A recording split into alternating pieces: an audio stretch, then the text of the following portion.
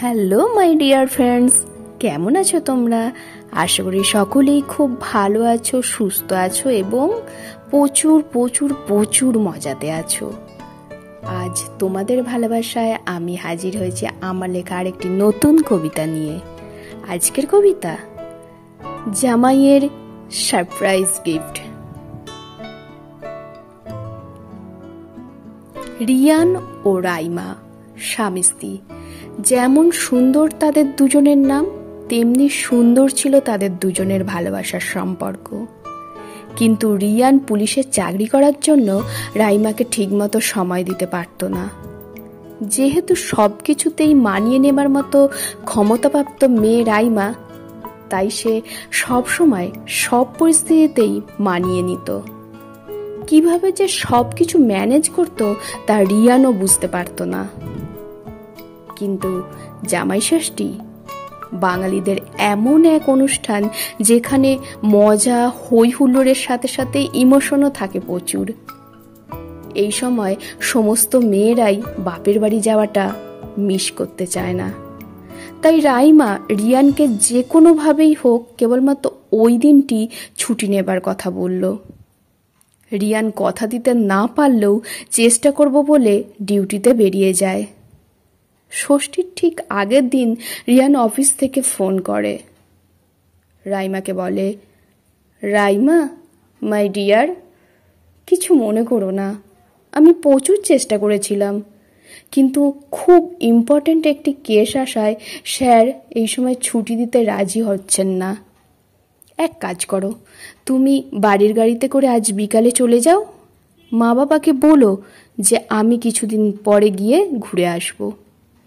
রাইমার খুব কষ্ট হচ্ছিল, সে উত্তর দিল না, চুপ করে রইল।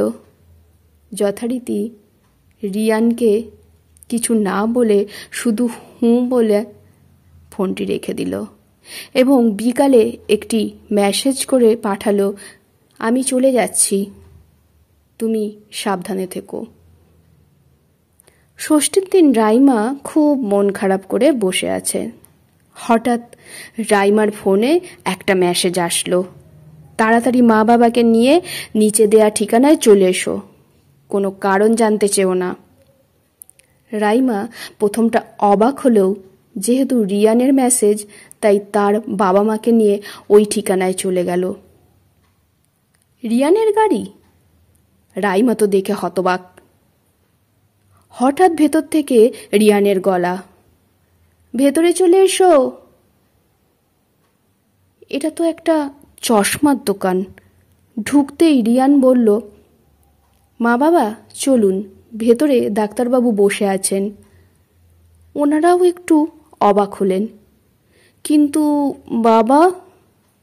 কোনো কিন্তু না, চলুন আপনারা। উভয়ের চোখের পাওয়ার এবং অন্যান্য সমস্ত পরীক্ষা নিরীক্ষা করলেন ডাক্তারবাবু। তারপর প্রয়োজন মতো ওষুধ ও চশমা লিখে দিলেন। তারপর ওদের তিনজনকে নিয়ে রিয়ান একটা সুন্দর জায়গায় খেতে গেলাম। রাইমা এবার সবটা জানতে চাইল। রিয়ান বলে, লাস্ট কবে মা বাবার চোখ দেখানো হয়েছিল তোমার মনে আছে? চেক আপ করার ডেট অনেক আগেই বেরিয়ে গেছে, তাই আমি নিয়ে আসলাম। আর তাছাড়া আর কতদিন আমরা একসাথে বেরোই না, সেই জন্য মা বাবাকে নিয়ে এবং তোমাকে নিয়ে একটু খেতে বেরিয়ে পড়লাম। ভাবো না, এটাই আমার জামাই ষষ্ঠীর গিফট। রাইমার চোখে জল এসে গেল। মনে মনে বলল, তুমি এতটা ভাবো সকলের জন্য? তারপর রিয়ানকে বলল, আর তোমার ডিউটি? রিয়ান উত্তরে বলে, অফিসের ডিউটির সাথে সাথে এই কর্তব্যগুলিও গুরুত্বপূর্ণ ছিল, তাই কেসের ইম্পর্টেন্ট কাজগুলি খুব তাড়াতাড়ি করে চলে এলাম। সারপ্রাইজটা কেমন লাগলো? এবার রাইমা রিয়ানকে জড়িয়ে ধরল, তার বুকে মাথা রেখে হাসি কান্নার সব একাকার করে ফেলল।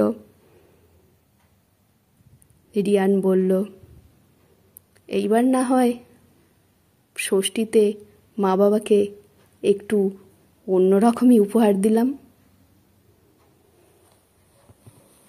কলমে ও কণ্ঠে শ্রাবন্তী সাহা।